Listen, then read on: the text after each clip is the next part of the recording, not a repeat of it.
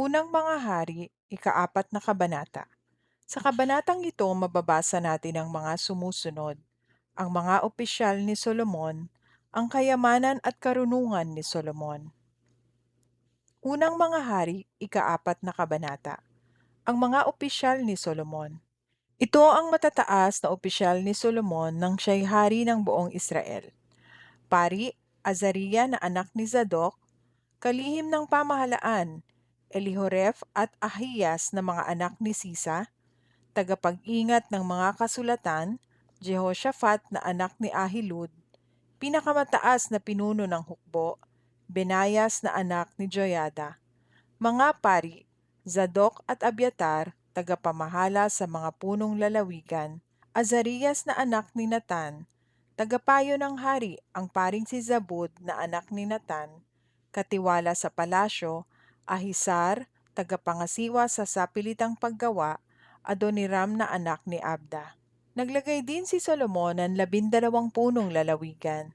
Bawat buwan, isa sa kanila ang nag-iipon at nagpapadala ng pagkain para sa hari at kanyang sambahayan. Ito ang kanilang mga pangalan: si Ben-Hur sa kabundukan ng Ephraim, si Ben-Deker ang sa Makaz, sa Albim, Betsemes, at Elon Behanan, si Ben-Hesed sa Arubot, sa kanya rin ang Soko at ang buong lupain ng Hefer. Sa kataasan ng Dor si Ben-Abinadab na manugang ni Solomon, asawa ni Tafat. Si Baana, anak ni Ahilud, ang sa Taanak at Megiddo, kabila ng Jokneam. Sakop din niya ang buong Betsean sa ibaba ng Jezreel, buhat sa Betsean hanggang sa Abel Mehola na nasa tabi ng Zaretan. Si Ben-Geber ang sa Ramot Galaad, kanya ang mga kampo ni Jair na anak ni Manases sa lupain ng Gilead. Kanya rin ang sakop ng Argob sa lupain ng Bashan, 60 lungsod na napapaligiran ng pader at mga kandadong tanso sa mga tarangkahan.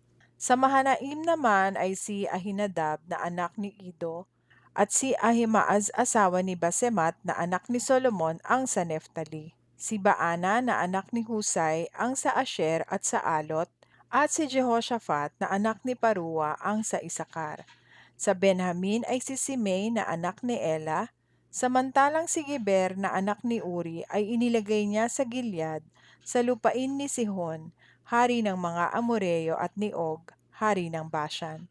At mayroon pang isang pinuno sa mga sariling lupain ng hari. Ang kayamanan at karunungan ni Solomon. Parang buhangin sa tabing dagat, sa dami ang mga mayayaman sa Huda at Israel. Sagana sila sa pagkain at inumin at masaya silang namumuhay. Napasa ilalim sa kaharian ni Solomon ang lahat ng kaharian mula sa ilog Euphrates hanggang sa lupain ng mga Filisteo at hanggang sa Ehipto. Nagbabayad sila ng buwis at naglilingkod sa kanya habang siya'y nabubuhay. Ganito karami ang pagkaing nauubos ni Solomon at ng kanyang mga tauhan araw-araw. Harinang mainam, 150 kaban; harinang karaniwan, 300 kaban; ulo ng pinatabang baka, 10 nito ay bakang galing sa pastulan; 100 tupa, bukod pa ang mga usang malalaki at maliliit, mga usang gubat at mga gansa. Sakop niya ang lahat ng lupain sa kanluran ng Ilog Euphrates, buhat sa Tifsa hanggang sa Gaza, at nagpasakop sa kanya ang lahat ng hari sa kanluran ng ilog, kaya't walang gumagambala sa kanyang kaharian. Habang nabubuhay si Solomon ay mapayapa ang buong Huda at Israel. Mula sa Dan hanggang sa Beersheba, bawat pamilya ay may sariling punong ubas at punong igos.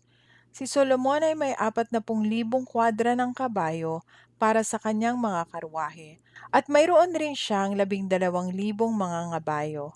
Ang 12 punong lalawigan ang nagpapadala ng mga pagkain at lahat ng pangangailangan ni Solomon at ng mga tauhang pinapakain niya, bawat isa ay 1 buwan. Kailan may hindi sila nagkulang. Sila rin ang nagbibigay ng sebada at dayami para sa mga kabayong sasakyan at pangkarwahe. Ipinadadala nila iyon kung saan kailangan. Walang kapantay ang katalinuhan at karunungang ipinagkaloob ni Yahweh kay Solomon. Walang katulad ang kanyang kaalaman. Ito ay higit sa karunungan ng lahat ng mga matatalinong tao sa silangan at sa buong Ehipto. Mas marunong siya kaysa sino mang tao. Mas marunong siya kay Etan na mula sa angkan ni Ezra at kina Heman, Kalkol, Darda na mga anak ni Makol. Naging tanyag siya sa lahat ng bansa sa paligid. Siya ang may akda ng 3,000 salawikain, kumatha rin siya ng 1,005 mga awit, nakapagpapaliwanag siya tungkol sa lahat ng uri ng halaman, mula sa sedar ng Lebanon hanggang sa hisopong tumutubo sa pader. Naipapaliwanag din niya ang tungkol sa mga hayop na lumalakad o gumagapang sa lupa, gayon din ang tungkol sa mga ibon at mga isda. Dinadayo siya ng mga hari sa buong daigdig upang makinig sa kanyang karunungan. Pinapupunta rin sa kanya ang maraming mga tao upang siya'y mapakinggan.